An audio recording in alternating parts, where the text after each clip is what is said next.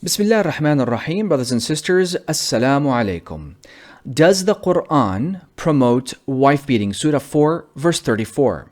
Keep in mind that several years ago, I did post a video where I talked about the word وَضْرِبُوهُنَّ, which is often translated as to beat them or to hit them, and I talked about the root definition of that word. In this video, I'm going to elaborate on this verse. We're going to contextualize the verse in its entirety so that we can understand what does وَضْرِبُوهُنَّ means in this context. The first thing I'd like to do is read this verse in Arabic. It says, الرجال قوامون على النساء بما فضل الله بعضهم على بعض وبما أنفقوا من أموالهم. فالصالحات قانتات حافظات للغيب بما حفظ الله واللاتي تخافون نشوزهن فعظوهن واهجروهن في المضاجع واضربوهن فإن أطعنكم فلا تبغوا عليهن سبيلا إن الله كان عليا كبيرا. So the first thing I'd like to do is actually break down this verse, and we're going to break it down based on phrases. The very first phrase reads, الرجال قوامون على النساء. The men are qawamuna onto the women. By the way, just a side note very quickly, the word rijal, there's theory out there that the word rijal does not necessarily mean men. It can apply to women. And also the word nisa can apply to men, okay?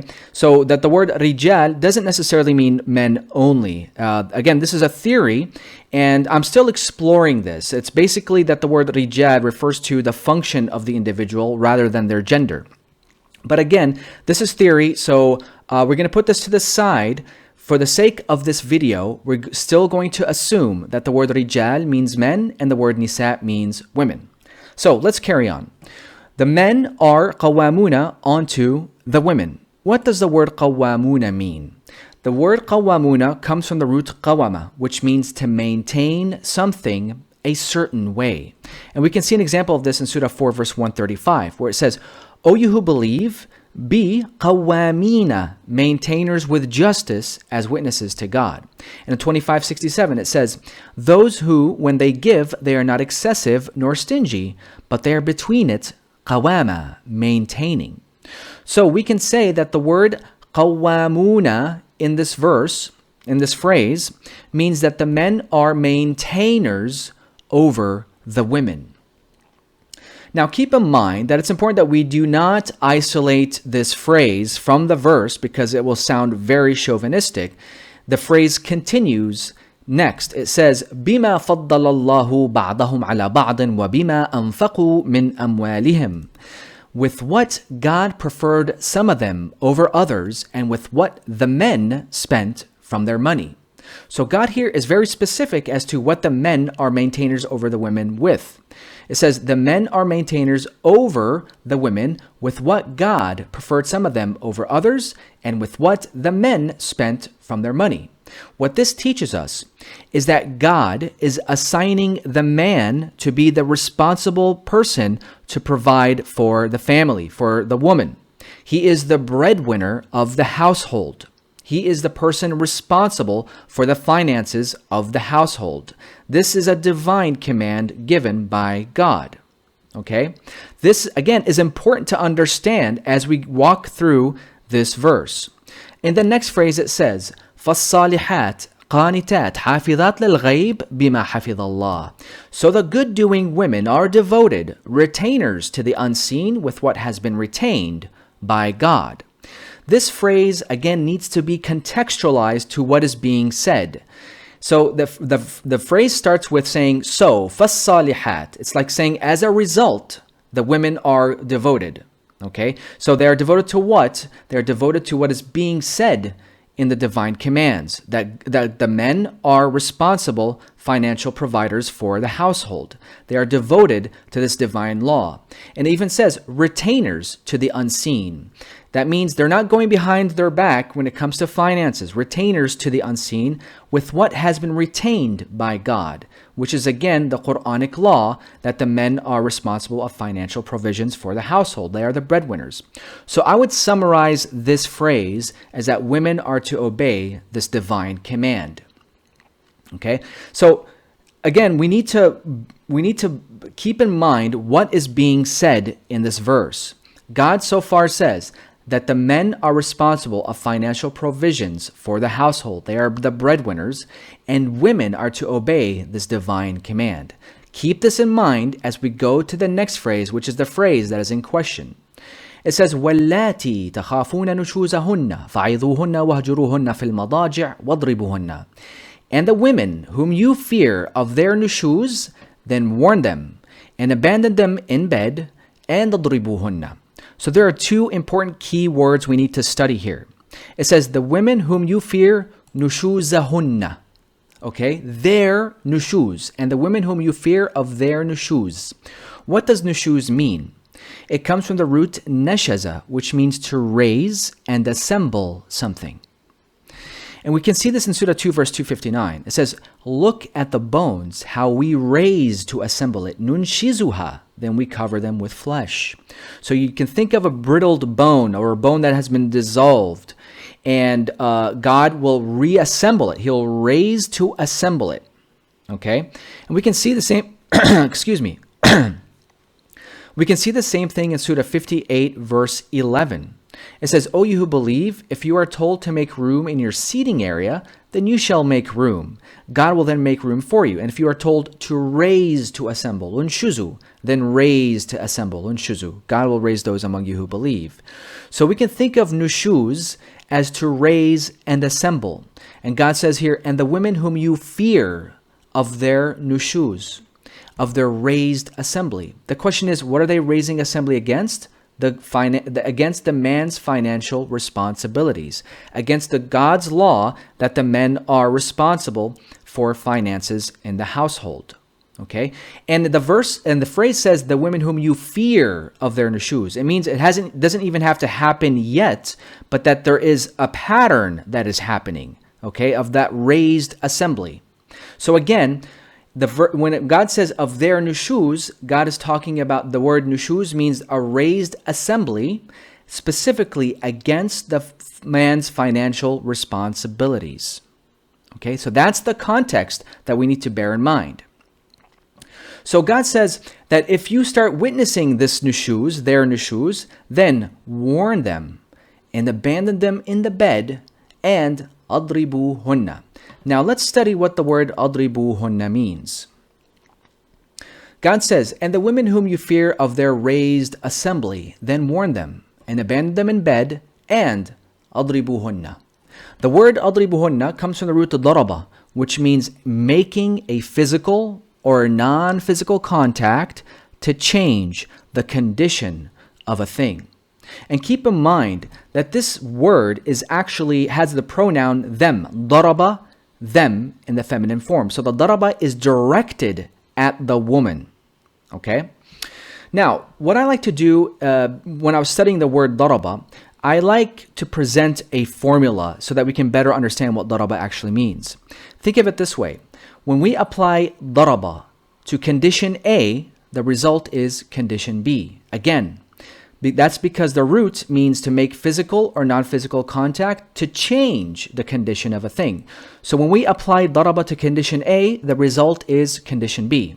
Let's take some Quranic examples. Surah 8, verse 50, where it says, daraba, the faces, the angels, daraba, their faces, when there's no punishment. The result is punishment.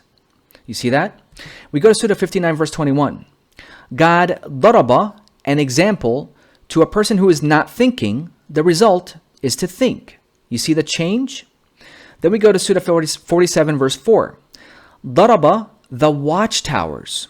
Okay? When we apply daraba directly to the watchtowers, the idea is to prevent the watchtowers. Okay? Or to disable the watchtowers. And we go to Surah 20, verse 77. Moses daraba, a path into the ocean. The result, the ocean split. It changed its condition. So as we can see, when daraba is applied to a certain thing, the situation or the condition has to be changed. We can think of daraba as a form of a disabler. Okay? It disables the condition so that it can change the condition. Okay? So keep this in mind, okay, as we approach, what does وَاضْرِبُوهُنَّ mean in this verse? Let's go to the next slide. It says, and the women whom you fear of the raised assembly, then warn them, abandon them in bed, and أَضْرِبُوهُنَّ. So now we need to ask, what is the context all about? The context is all about the raised assembly, the nushuz that God is talking about. Women whom you fear of their nushuz. Women raising an assembly against the finances run by the man.